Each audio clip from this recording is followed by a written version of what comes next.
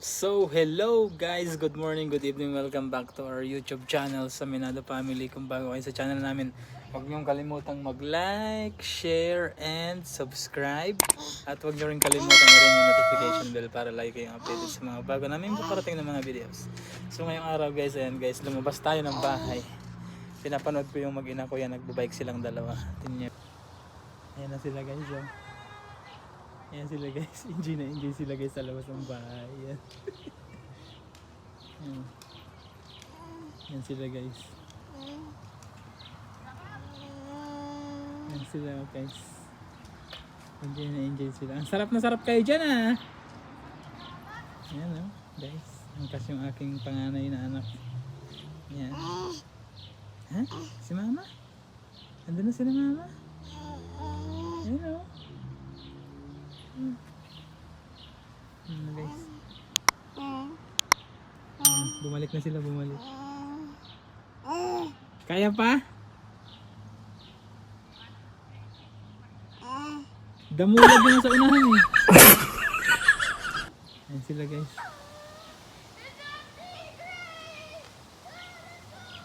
Ayan sila guys. Talagang enjoy na enjoy sila guys sa sahon ni guys. Ayan. Kasi yung palang bike na yan guys ay ibinigay lang sa akin ng katrabaho ko. Kasi guys naawa siya sa akin, naglalakad ako araw-araw. Binigay niya sa akin yung bisikleta. Ayan. Ano? Ayan sila.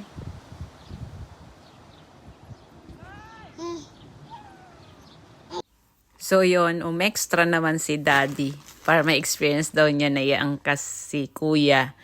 So, sobra naming na-enjoy guys yung weather dito sa Edmonton.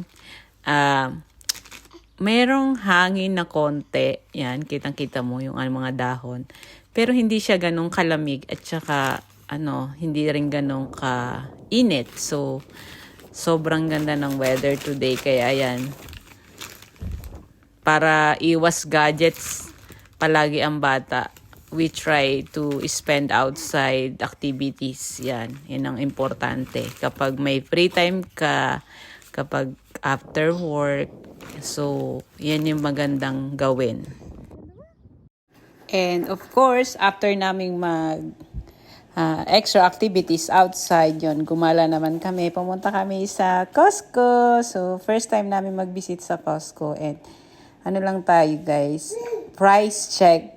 Ika nga, nag-check kami ng mga price kasi iba ang presyo sa NL dito sa Alberta, right? So, as a part of our grocery, price check tayo. And nag-check din tayo ng mga sale, of course. And ang layout ng Costco dito is napakaganda ng ambience. Gusto ko yung daylight na ilaw nila. Maliwanag. Ang sarap sa sa environment. And yan si Daddy, pupunta siya sa Brochet, kukuha siya ng tinapay. And ayan, nakita ko yung mga guavas and of course yung mangoes. Chinek ko yung price, mas mahal ang mangoes dyan sa Costco, unlike sa TNT, mura yung TNT price. Okay, so ayan na, nandiyan naman kami ngayon. Second stop namin is Seafood City Supermarket, one of the biggest Asian store dito sa Edmonton, Alberta. And first time namin mag-visit dito. And of course, isa-try din natin guys na tikman yung sinasabi nilang mga Asian food, Filipino food dito. So, ayan. Tinatanong niya kung kukuha daw kaming cart. Sabi ko, wag na. Hindi tayo kukuha ng cart kasi hindi naman tayo mag-grocery. Magpa-price check lang tayo and gala-gala din tayo guys. And ayan guys, ang haba ng pila kasi hapon na yan. And marami tayo. Dito ka makikita marami mga Pilipino talaga. Unlike sa pinanggalingan namin. So yan, sa unang bungad makita mo yung mga kakanin, mga tinapay. Local maids yata yan ng mga Pilipino din dito na nagbi-business. So, explore lang guys. And, syempre, alam mo naman tayo, almost 2.5 years na tayo dito sa Canada. And, other things na meron sa NL is Meron din mga Asian store doon. May 3 Asian store pero pag hindi ganun kadami ng stocks. So, paunahan lang. Unlike dito. And yan, hawak ko si Bunso. And gala-gala kami. Check. Yan, may nakita kami yung Yakult. Nakita kami ng mga... Yan, sabi niya, Yakult is real. And other things dito, ang daming stocks nila. Na ano. So, price check. And... Yan, ang daming gulay, guys. Ang daming option na gusto mong bilhin. So, meron din diyang mga dried fish and mga fresh na gulay. Ayan, ang daming mong option na mabibili. Pag nabudol ka, guys, ang daming mong makukuha sa cart. Kaya sabi ko kay Daddy, yan, sabi niya may tuyo daw. So, yan. Nabudol siya ng tuyo. At saka yan, itlog ng pugo. Pero hindi kami mahilig dyan, guys. Ano lang, check lang. Ang daming bagoong, binagoongan, pambinagoongan. So, ayan guys, ang dami, nakakatuwa. Ang dami mong option. Ako pa naman mahilig magluto. So, yan. Ito, kapag na-miss mo nga perfume from Philippines, ang dami. Yamang Tomas.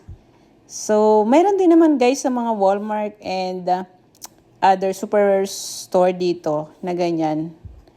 So, marami kang pagpipilian. So, yan, nag-check kami ng mga price kasi pag nag-grocery kami guys is same sa iba na kung saan mas makakamura, doon kami pumupunta. Yun, hindi one shot sa isang store lang. So, another tip yun para makasave. And kapag may sale, yan, pwede kang bumili. Ayan, ang dami mga Pilipino dito. Feeling mo nasa Pilipinas ka lang, guys. Lahat ng napasok dito is Pilipino. So, yun. Ikot-ikot.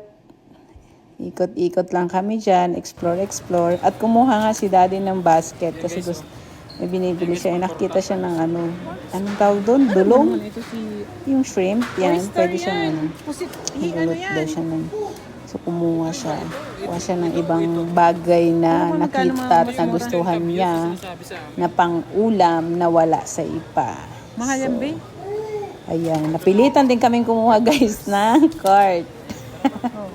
Oh my G. Sabi ko maliit lang na cart. Tabyos. Ayan. Bantay-bantay tayo, guys. Kasi hindi pwedeng palagi na lang tayo mag-grocery. So, yan. Ayan din mga tinapay. So, kinuna namin ng video guys para may idea kayo. Daddy?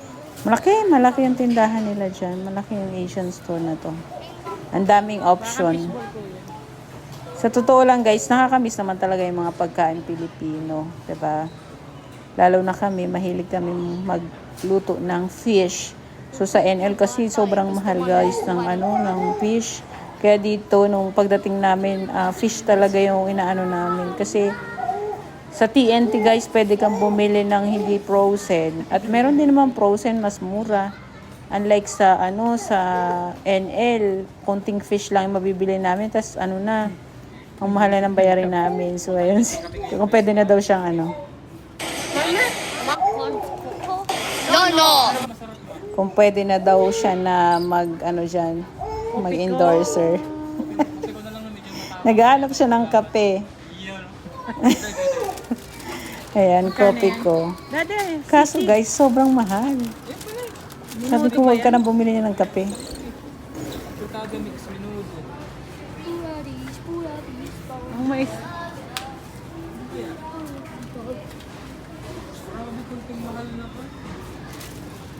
15? Mahal? Oo. Wala tayo magkape. Black coffee ka na lang. Black coffee na lang siguro. Ayan o. Nescafe. 359. Uy, mahal. 18. Ito na lang na. Wait, are these cracked? So, yan na nga guys. Yan na lang, black coffee na lang binili namin guys. Kasi, di naman kami mahilig magkape guys. And yan, may mga kakanin guys. Yan, voice over ulit tayo guys. Kasi may tugtog, baka makapiright naman tayo guys. So, ayan, dalawa kong boylet na sila yung model. So, yun, nag-enjoy kami mag-ikot-ikot dito and mag-tingin-tingin guys ng mga yung bang na-miss namin, yung mga na-miss lang namin. So, double check din kami sa fruits. And, hay nako, gustong-gusto ng anak ko ng watermelon. So, ayan. Kukuha na daw siya ng watermelon. And then yung guys, last stop namin is kumain kami. Tinikman namin yung mga lutong Pinoy. And order namin is dinuguan, sisig, and yung anak namin is pork barbecue. So, nag-enjoy naman kami and it's worth it for today. So, bye for now. Thank you for watching. God bless everyone. I know you got all dressed up for the club.